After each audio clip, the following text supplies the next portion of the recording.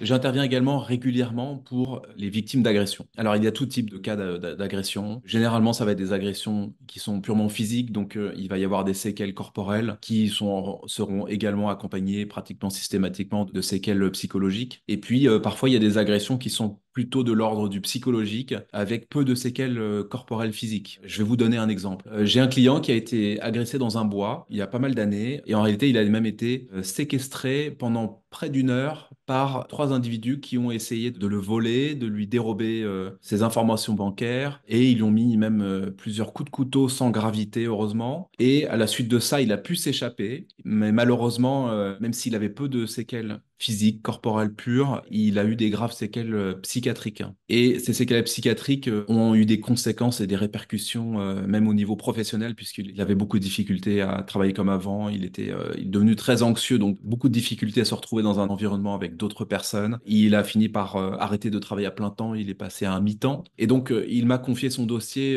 quelques mois après l'agression. J'ai saisi la commission d'indemnisation des victimes d'infraction afin que le fonds de garantie puisse l'indemniser. J'ai demandé l'organisation d'une expertise médicale. On a eu plusieurs experts, à la fois au niveau corporel, donc orthopédie, mais surtout au niveau psychiatrique, afin qu'on puisse avoir une évaluation globale des préjudices. Et finalement, on a pu faire reconnaître qu'il avait bien sûr des séquelles psychiatriques, mais surtout que ces séquelles psychiatriques avaient des répercussions sur son travail, avec une impossibilité de reprendre le travail comme avant. Et c'était surtout ça, en termes indemnitaires, c'était là le plus gros poste de préjudice, puisque les séquelles physiques étaient minimes, les séquelles psychiatriques étaient plus importantes, mais en soi, ça n'aurait pas permis d'obtenir des indemnités très importantes, contrairement à un préjudice professionnel. Donc là, dans son cas, il a peut-être eu, je dirais, à peu près 50 ou 60 000 euros qui indemnisaient uniquement la partie corporelle et psychiatrique, et il a eu à peu près 450 000 euros d'indemnité pour la partie professionnelle. Et parce qu'il était assez jeune et il avait encore pas mal d'années à travailler, et qu'il avait une perte de revenus qui était avérée comme étant définitive.